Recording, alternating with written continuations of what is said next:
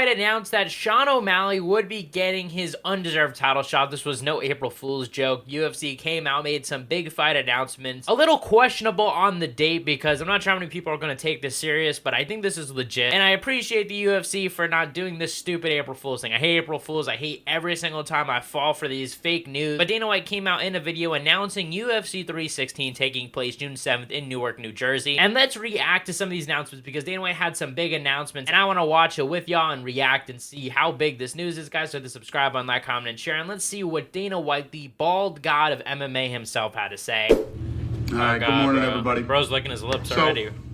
Get started here. If you don't know, Josh Emmett versus Lerone Murphy is live and free Saturday on ESPN, 9 o'clock on the East Coast. Emmett, number 8. Let's just get to business already, bro. Come on. UFC 314.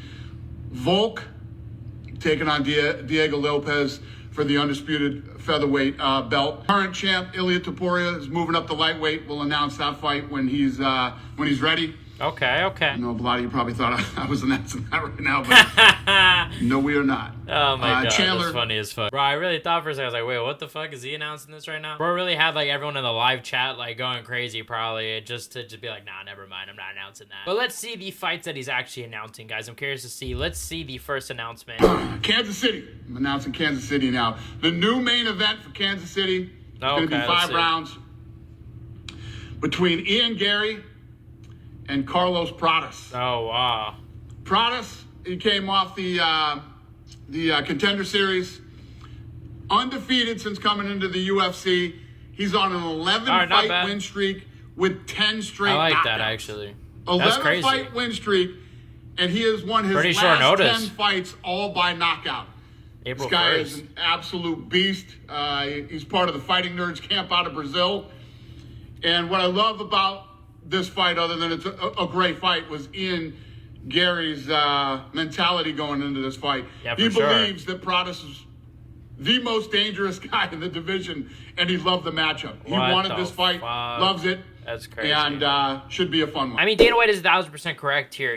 Garry taking this fight on short notice, going back-to-back. First of all, he fought Shavkat on short notice. Now he's fighting Carlos Prates on short notice. The thing is that Garry beating these guys, it doesn't do much for his career. He could be a diva and be like, I'm not fighting unless it's Leon Edwards. I mean, I know he was very upset he didn't get the title shot. He's still taking this fight on short notice. We heard a little bit of rumblings that Jamal Hill, he was going to be out of his fight with Khalil Roundtree that was supposed to take place April 26th. The UFC says, look, that main event fall through. It looks like they're going to postpone that fight. Very risky fight for, honestly, both guys. I mean, honestly, you know, Garry, I think, has an advantage. He's gone 5 rounds. He has more experience. He's faced more higher level guys. But Carlos Prates had an amazing year last year, 4 finishes, you know, believes in his finishing power. And the thing about Garry is Garry doesn't have knockouts, right? I mean, that's the thing. Garry really pick you apart at range, throw leg kicks, so he doesn't have this, like, you know, comfortability that he could end the fight against Carlos Prates. No, he has to be safe at all times because it might go 25 minutes, and if he wins, it probably will go 25 minutes. But let's see what else Dana White has to announce, because he does announce that UFC 316 pay-per-view, so let's hear what fights are on there. 316. UFC 316 is at the Prudential Center in New Jersey. Right June here, 7th, right by me. And the main event is Merab versus Sugar Sean O'Malley. No surprise, no surprise. Merab's on a 12-fight win streak. He has the bantam weight record for win streaks all time. Most takedowns landed, most control time, etc., etc.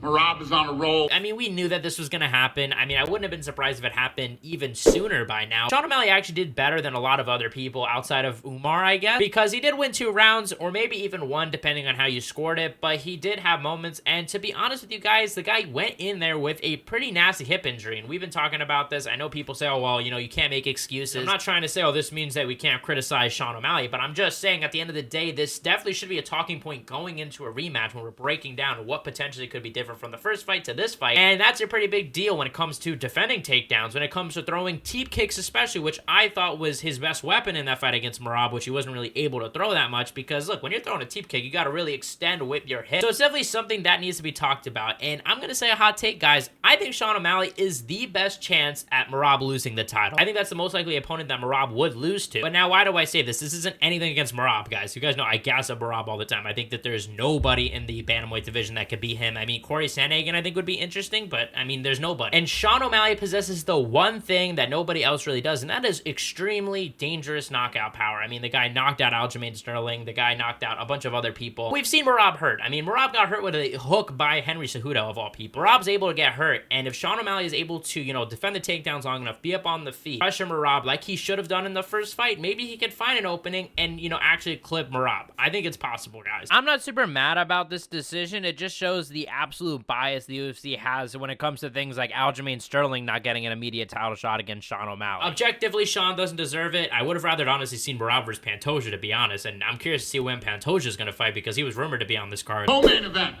Women's bantamweight champion Juliana Pena versus Kayla, taking on Kayla Harrison.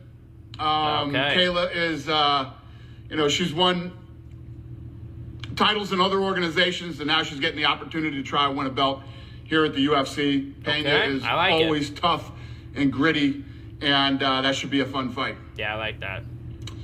Is that it? So that's it. Oh, that's it. That's all I got. Okay, that's all he's got. Thanks, Dana. Thank you, I'll see you this weekend. See you at the Apex. He's not up there. He's not going to the Apex. Yeah, he's not going to Apex. He's not going to Apex to see Josh Emmett versus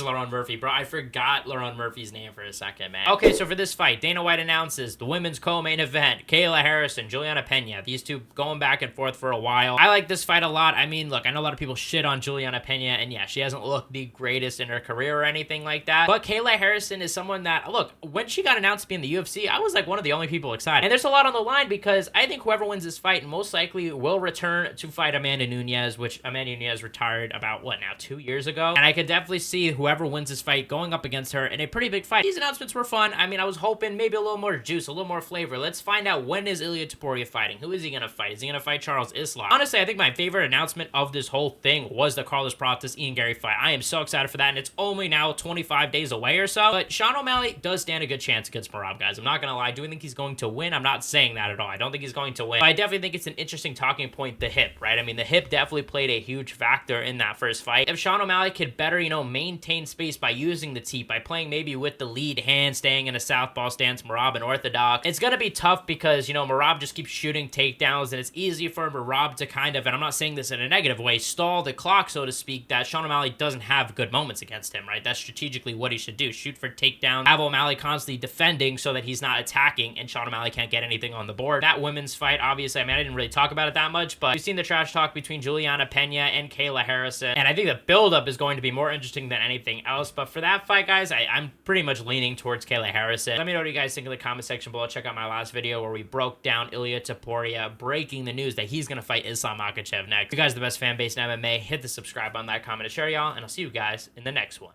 Peace.